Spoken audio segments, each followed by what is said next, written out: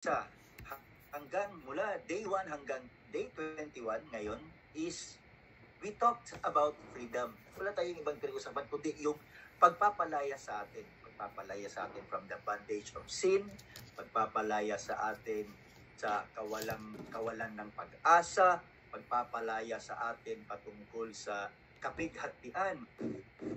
Marami pong kalayaan, no? Maraming kalayaan, napakarami po ng kalayaan na pinag-usapan at tunay nga po, kapag nasumpungan na natin ating Panginoong Hesukristo, mararamdaman talaga natin ang kalayaan. No? At kaya tayo nagkaroon ng kalayaan, hindi dahil nakilala natin ang Panginoon. No? Hindi po yan. Hindi tayo nagkaroon ng kalayaan dahil napakinggan natin ang mensahe. No? But the message was the catalyst. No? Ito yung nag-udyok. Ito yung naging dahilan. Kaya tayo nagkaroon ng kalayaan. Bakit? Kasi sa mga mensaheng ating narinig, ito ay nagrema sa ating puso, tinanggap natin ang ating Panginoon na siya ang tagapagligtas, siya ang nagbigay ng tunay na kalayaan, nagkaroon tayo ng pakikipagrelasyon sa Kanya. Because ang pagkilala ay hindi yan nagbibigay ng kalayaan, kundi ang pakikipagrelasyon natin sa Kanya. No? At ito, no, dito na tayo mag-uumpisa. Your relationship with Jesus, no, ang ating pakikipagrelasyon sa Panginoon ay mas higit pa sa pagkakaroon natin ng fire insurance sa ating mga bahay. No? Ito ay higit pa sa pagbibigay natin ng piyansa kapag tayo ay nahuli. No? Pansamantalang, kasi ang piyansa is temporary release, pansamantalang kalayaan. No? Ang pakikipagrelasyon natin sa Panginoon ay hindi ito parang mayroon tayong calling card ni Senador sa ating mga wallet na tuwing tayo ay nagkakamali, papakita lang natin sa mga nagawa natin pagkakamali, absuelto na. Kasi kilala ako ni Senator, hindi po ganun. No? Ang ating pakikipagrelasyon sa Panginoon, no? Sabi dito, instead, a vibrant and growing relationship with Jesus leads you away from sinful desires. Ibig sabihin, sa halip, ang ating pakikipagrelasyon sa Panginoon ay nagpapa-blooming sa atin. Lagi tayo na tunay na kalayaan talaga ang pakikipagrelasyon sa atin ng Panginoon. Meron talagang tunay na kalayaan na inaalis yung kalungkutan, inaalis yung mga anxiety, inaalis yung mga problema kasi malaya na tayo. Yung mga iniisip natin dati, wala na yun. No? At itong pakikipagrelasyon na ito, itong lumalagong, hindi lamang pakikipagrelasyon, itong lumalagong pakikipagrelasyon natin, growing relationship, hindi ito, kasi ang pakikipagrelasyon kasi dapat is magkakaroon talaga ng progreso. No? Walang mag-asawa na ang love nila ngayon ay pareho pa rin pagmamahal after 10 years. May pagbabago, maaring mag-decrease, maaring mag-increase. Pero yung para bang ikaw ay nag-aral mula grade 1 hanggang grade 6, tapos ma-maintain mo ang 75, imposible yun. Talagang pwedeng maging 74, pwedeng maging 76. Diba? Magkakaroon talaga ng pagbabago. Pero let us focus on growing relationship. No? Kasi ang totoong pakikipagrelasyon sa Diyos ay talagang lumalago. No? So, instead daw, sa halip, ang pakikipagrelasyon natin sa Diyos ay gumaganda tayo. No? Nagiging palangiti na tayo, hindi na tayo nakasimangot. No? A vibrant and growing relationship with Jesus leads you from sinful desires. Inahahatid tayo sa pag-iwas natin, no? Leads you away from sinful desires. Iniiwas na tayo sa mga makumundong pagnanais natin. Yan ang pakikipagrelasyon totoo natin sa Panginoon. Iniiwas na natin ang ating mga sarili sa mga makamundong pagnanasa, no? At ang pakikipagrelasyon natin sa Panginoon, hindi lamang tayo ihahatid hindi lamang tayo ihahatid sa pag-iwas, no? Hindi lamang tayo ihahatid sa pag-iwas sa mga makamundong pagnanasa, pinapalitan pa nito ang ating mga desire, ang ating mga nais. Ano yung ipapalit? Ano yung nililid sa atin na ipapalit natin doon sa mga makamundong mga pagnanasa? Nagkakaroon na tayo ng pagnanasa na maging katulad niya. We desire more to be like Him. Nais na nating maging katulad ni Kristo sa pananalita, sa pamumuhay, sa pagkikilos. Kaya nga tayo inhalin tulad ng ating Panginoon na parang mga ilaw na inilagay sa taas para makita ng lahat, para maging liwanag sa iba na nanatiling namumuhay sa kadiliman, no? Alam niyo po, nakakaligtaan natin ang kabuuan na plano ng Diyos para sa ating buhay kapag kahinayaan natin na ang ating mga emosyon, no? Ang ating mga makamundong pagnanasa ang siyang manguna sa atin, no?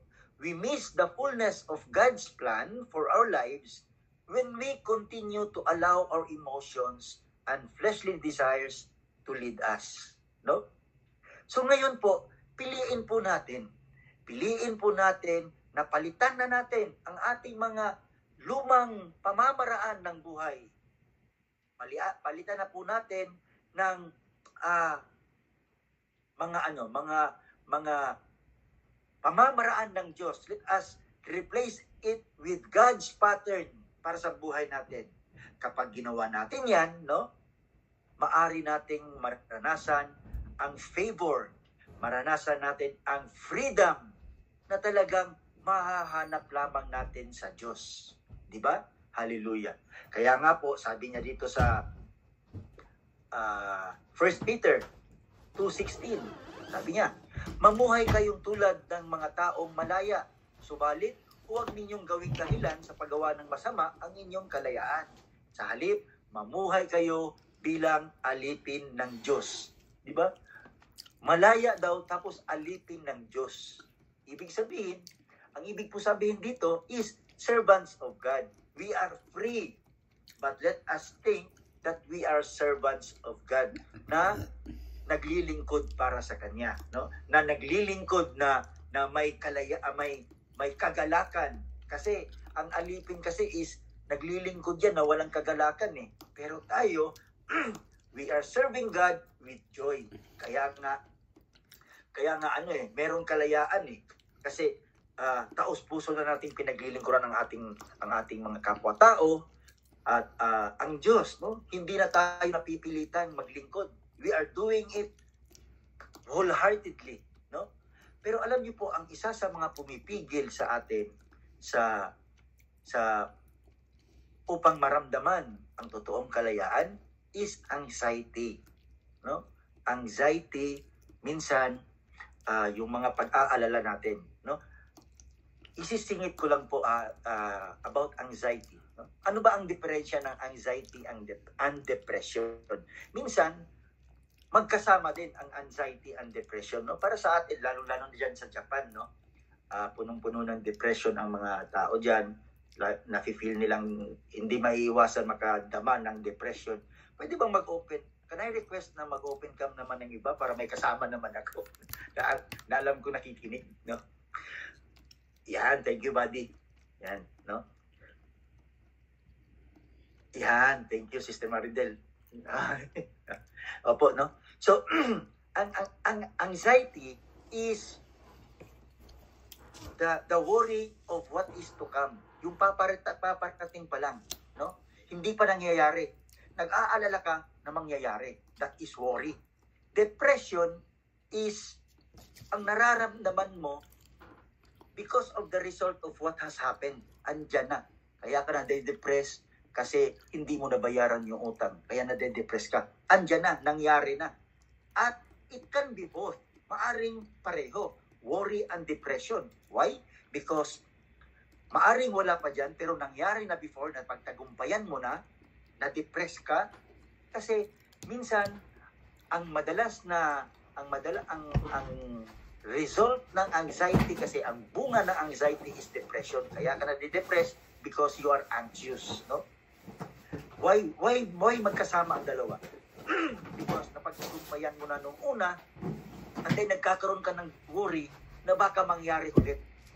Yun ang anxiety mo na nagkakaroon ka ng depression, no? So, may isi-share lang po akong verse, no? Judges chapter 6, verse 11 to 14. Judges. Mga hukom. Para po mas maunawaan natin yung Judges. So, basahin ko lang po i-share ko lang po sa inyo ang narinig kong mensahe para po na nakita ko na napaka mahalaga po na malaman natin. 11. Basahin ko lang po sa Tagalog sa ASND version. Para po. First, Brother Paz. Mga Hukom, chapter 6, verses 11 to 14. Pagkatapos dumating ang anghel ng Panginoon sa Ofra, naupo siya sa ilalim ng puno ng terebento na pag-aari ni Joash na mula sa angkan ni Abizer. Si Gideon na anak ni Joash ay nagigiit noon ng trigo sa ilalim ng pisaan ng ubas para hindi makita ng mga Midianita ang trigo. No? Nagtatago. Doon siya nagigiit, doon siya nag-thresh ng trigo upang hindi makita ng mga Midianita. Kasi inaagaw sila, under kasi sila ng Midianites, inaagaw lahat ng produce nila, lahat ng kanilang mga ani, lahat ng kanilang harvest. Talagang tinatimingan ng mga Midianites. Inaangkin nila, kinukuha nila. Kinakanker sila, kaya wala lang matitira sa kanila. Tagutom sa panahon nito, no? Kaya nagtatago siya, doon siya nagigiik. Sa 12, nagpakita sa kanya ang anghel ng Panginoon at sinabi, ikaw magiting na sundalo, ang Panginoon ay sumainyo. 13. Sumagot si Gideon, kung sumasa amin nga ang Panginoon, bakit ganito ang kalagayan namin? Bakit hindi na siya gumagawa ng mga himala gaya ng ginawa niya noon nang ilabas niya sa Egypto ang aming mga ninuno?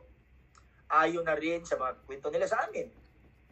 At ngayon, pinabayaan na kami ng Panginoon at pinaubaya sa mga Midianita. 14. Sinabi ng Panginoon kay Gideon, humayo ka at gamitin ang buong lakas mo sa pagliligtas sa Israel mula sa mga Midianita. Ako ang nagsusugo sa iyo. 15. Sumagot si Gideon, pero paano ko po maililigtas ang Israel? Ang pamilya po namin ang pinakamahina sa lahi ni Manase at ako naman po ang pinakaaba sa pamilya namin. 16, dito tayo magtatapos. Sumagot ang Panginoon, tutulungan kita at lilipulin mo ang mga Midianita na parang nakikipaglaban ka lang sa isang tao. Ang Diyos ang magpala sa kanyang salita. Alam niyo, mapapansin natin dito. Si Gideon nakafocus sa kanyang kahinaan, nakafocus sa kanyang problema, di ba? Pero ang Diyos, nakikita ng Diyos ang tao. Tinitignan niya kung gaano kalakas ang puso mo. No? Minsan meron tayong kakayahan. Kaya nga tayo nandito ngayon, lumalapit sa Diyos, kasi naniniwala tayo. Pero minsan nakafocus kasi tayo sa problema. Ang tinitignan natin is ang problema. Pero dito, di ba, sabi dito, anong sabi dito ni Gideon, sabi niya, pero paano ko po maililigtas ang Israel? Pamilya po namin ang pinakamahina. Ang lahi po namin ang pinakaaba. Ako naman po ang pinakaaba, pinakakawawa sa pamilya namin. No? Worry. Nakita natin dito na siya ay very weak. Napaka pobre niya, no? Pinakaaba daw sila. But why is God using Gideon? Ano kaya? Bakit kaya ginamit ng Diyos ang pinakamaliit, pinakamahinang tao? Meron naman dito sa bayan ng Israel na malalakas, magigiting, mayayaman. Para mapatuloy. Pero bakit si Gideon ang pinili niya? Kasi siya ay may tisyo. Anyone can answer? Bakit po kaya? Buddy, what are your thoughts? Bakit kaya si Gideon? Kung sino yung pinakamahina, kung sino yung pinakakawawa. Maybe Bakit because Gideon has a teachable heart and nagtitiwala siya sa Panginoon na kaya ng Panginoon na ibalik yung dating ginagawa ng Panginoon na yung mga miracle or something. Amen. Amen. Amen. Oo, no? So ano pa? Ano pa? Ano pa? Tama, buddy, no? Kasi nakita ng Diyos na ang puto ni Gideon ay talagang natuturuan, nagpapaturo. He has a humble heart, no? Puha agad, buddy. Because ang mga kawawa, meron niyang humble na puso. Ang mga kawawa is talagang nagpapaturo. At sa mga kawawa, sa mga mahina, kagaya natin, why tayo ang pinili ng Diyos? Napakahina natin, napakamakasalanan natin, no? Pero bakit tayo tinawag ng Diyos? Because sa ating kahinaan, sa ating karupukan, na ipapahayag ang kapangyarihan ng Diyos. Because God's power will be demonstrated. Maipapahayag ang kapangyarihan ng Diyos sa mga taong mahihina, sa mga taong makasalanan, sa mga taong marupok, kapag sila ay tumugon sa pagtawag ng Diyos. Kasi kung tatawagin niya ang mga mayayaman, tatawagin niya ang malalakas na dati, ano ang sasabihin kapag nagapi nila? Papapalugdan nila ang kanilang mga sarili. Malakas ako eh. Kaya ako pinili ng Diyos dahil malakas ako. Kaya ako natalo sila kasi malakas ako, magaling ako. No? That is why God chooses us. Dahil tayo ay handang makinig, handang nagpapaturo. That is one of the reason why we cannot feel the freedom. Kasi nagfo-focus tayo sa problema. No? We focus on problems instead of focusing on that what God can do. On God na siyang mas malaki pa kaysa pinakamalaki nating problema. Doon po tayo mag-focus, no? Kasi ang tinitignan ng Diyos ang ating kakayahang magbago. Alam niya na kaya nating magbago, no? And then let me share one more thing, no? Ito po napakaganda po, i-share ko po sa inyo. Makapangyarihan ng Diyos, yes, no? Kasi kaya niya lahat. Siya ang gumawa ng mundo. Siya ang gumawa ng universe. But it needs human effort. It is pointless to ask God for direction if we are not willing to move our feet. No? Hingi tayo ng direksyon. Lord, saan ako pupunta? Lord, tell me where to go. Pero we are not willing to move our feet. Hindi man lang tayo kayang humakbang kahit isang step. Amen po ba? Nakita niyo po ba ang ibig sabihin? No, nais nating baguhin mo ako, Lord. Pero wala ka man lang effort na magpapabago sa Kanya. No? Every breakthrough, every success, no? Every breakthrough, ang bawat tagumpay, no? Ang kwento ng isang tao na nagtataglay ng tagumpay, no? Every breakthrough and every success, no? Is the combination of God's power and human effort. Nung tayo ay nagpaturo, yung tayo ay tinuruan ng Diyos, nagpaturo tayo. Nung tayo ay binago ng Diyos, nagpabago tayo. Because andyan sa atin andyan sa atin yung free will kasi, no? Nasa atin pa rin ang pagpipili. Hindi inalis ng Diyos sa atin yan eh. Malaya kang pumili sa anong gusto mo. Dito kita tinawag. Pero hindi kita mapipilit kung sa kaliwa ka pupunta. I want you to be in my right side, but you choose to be on my left. Di ba? God brought manna. Alam niyo po, doon sa Israel, nung sila ay inalis na sa Israel, napunta sila sa disyerto, pinaulan sa kanila ang manna sa Israel para mayroon silang pagkain. Pero God didn't make it fall inside their tents. Hindi niya ito pinaulan hanggang doon sa loob ng kanilang mga tolda. No? God brought manna to Israel, but He didn't make it fall inside their tents. Hindi rin ito pinulot ng Diyos isa-isa para sa kanila. Hindi rin ito ginuya ng Diyos para wala na silang gagawin. It's not a magic. Ang bawat Israelita ay dapat gumising ng maaga, maghanap ng mapaglagyan, no? At makapagtipon ng sapat para sa araw na yon. Kasi bukas, iba na namang pagpapala, iba na namang mana. We need to do some things sa mga biyaya ng Diyos. Andiyan na ang biyaya ng Diyos. Pero kailangan nating i-work it out, no? Kailangan nating kumilos. Andiyan na yung pagpapala ng Diyos. Hindi kasi tayo si Juan Tamad na nakangalang, hinihintay na mahulog yung apple, no? Hindi po ganon. Dapat po, we need to do our part, no? Kaya tayo hindi nakakaramdam ng kalayaan, no? Kasi 1 year ko nang nakilala ang Panginoon. Pero 1 year pa rin, araw-araw, paulit-ulit ang problema kung pinupost ko sa Facebook. Bakit? Because you don't have a relationship with God. You only know God. Kilala mo lang siya. Kaya hindi gumagana kasi hindi ka nagkaroon ng pakikipagrelasyon sa Kanya. Kasi kung nagkakaroon tayo ng pakikipagrelasyon sa Kanya, magkakaroon ng pagbabago ang buhay natin. Hallelujah.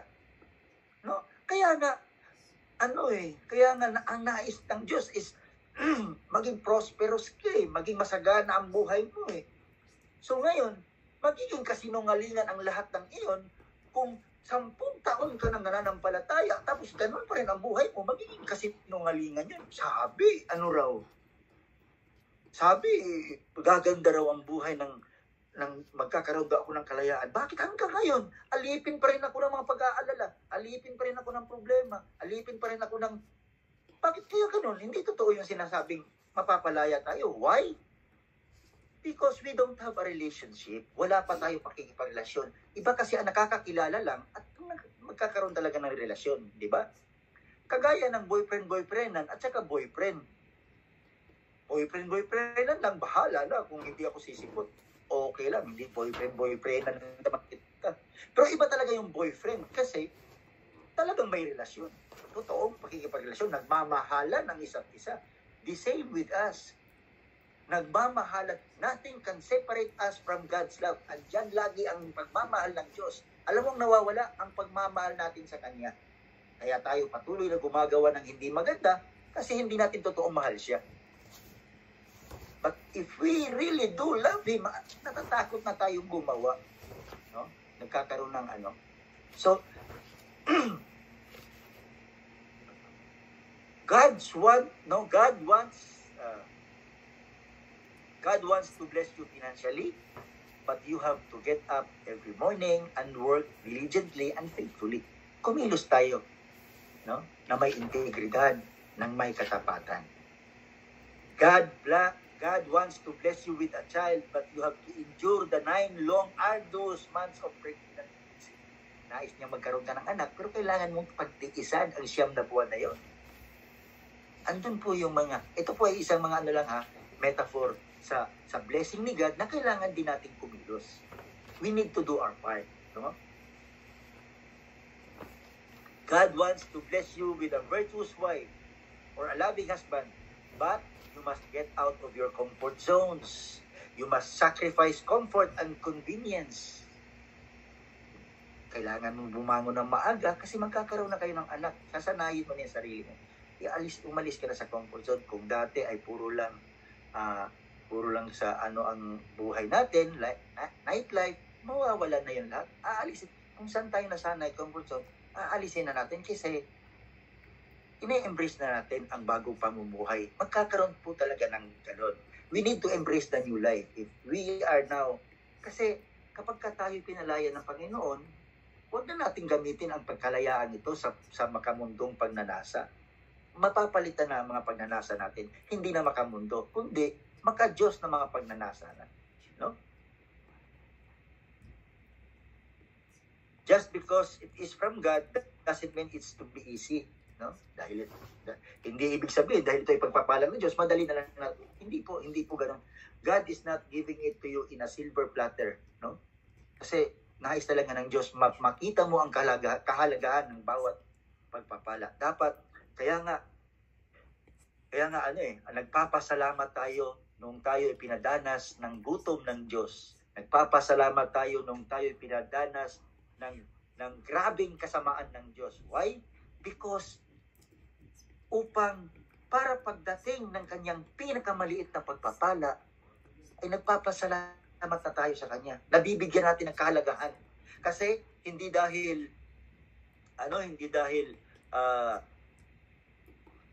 anong tawag nito? Hindi dahil sa nakita natin kung ano lang, no? But dahil nararamdaman na natin. Kaya nga sinasabi ng iba, I give not because I have so many, but because I know how it feels to have none. Nagbibigay ako hindi dahil sa napakarami ko. Marami akong ganun. Nagbibigay ako kasi alam ko ang pakiramdam sa walang-wala. That is why I am giving. Why? Because naranasan natin ang walang-wala. No? Yan ang nais ng Diyos. Kaya minsan, kapag pinaranas tayo ng ganyan, kagaya ni Job, no? Magpasalamat tayo. Let us accept whatever it is. Pero, kailangan talaga nating tanggapin yan wholeheartedly. Hanapin ang kanyang tinuturo. Because in every circumstances, kapag tayo ay nasa Panginoon na, maaring dadanas pa rin tayo ng mga pagsubok, pero yung mga pagsubok na yan ay magtuturo sa atin ng mga bagay-bagay na kailangan nating matutunan. Kailangan nating malaman ano yung tinuturo niya sa atin. No? Birds are born to fly, notwithstanding the law of gravity. Fish are born to swim, notwithstanding the principle of flotation. Every child of God is born to win the battles of life. Ang lahat daw na ipinanganak sa Diyos ay ipinanganak na mapagtagumpayan ang mga pakikipagdigma sa buhay. Anuman ang challenges, anuman ang obstacle. So, whatever is born of God overcomes the world. No? So, dito po ako magtatapos, no? Bago po tayo mag-declare ng ating freedom plans. Freedom of plans.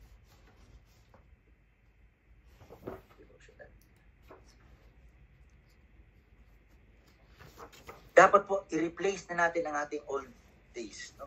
Anuman ang mga kaya wala na tayong anxiety, hindi na tayo anxious sa mga nakaraan because alam natin nagkaroon na tayo ng relationship ni Christ. 'Di ba? Kanina sabi, higit pa ito sa lisensya ng fire insurance, higit pa ito sa pagkaroon natin ng calling card ni senador. Sapagkat itong pakikipagrelasyon natin sa Panginoon, ito ay nagbibigay sa atin ng sigla. No? Walang nakikipagrelasyon sa Diyos na araw-araw lungkot ang nadarama. Walang nakikipagrelasyon sa Diyos na kapighatian araw-araw ang nadarama. Anxiety is normal. Normal lang yan. Pero once na naibigay na natin yan sa Panginoon, mawawala na yan. Magiging abnormal lang ang anxiety kung araw-araw anxious ka sa parehong bagay na winuwori mo. Nag-worry ka sa pagkain ngayon. Bukas, mag-worry ka pa sa pagkain. Hanggang next week, mag-worry ka pa rin kung ano yung kakainin mo. Di nasaan yung the Lord will provide. God will provide. Nasaan yung pagtitiwala mo? Why? Because it is that we are not doing our part. Hindi natin kasi ginagawa ang ating parte. God is always there to give you. But you need to do your part. Kailangan mo rin. Ibig sabihin, kung gusto mo talagang mabago, magpabago ka. Yun po. Kaya, Christian, tayo, imposible na walang pagbabago sa Kristiyano. No? Si Pablo, maraming tao na nagpabago sa Diyos, na nagkaroon talaga ng pagbabago. Because our relationship with God is not just a lip service. Dapat ito ay mula talaga sa puso.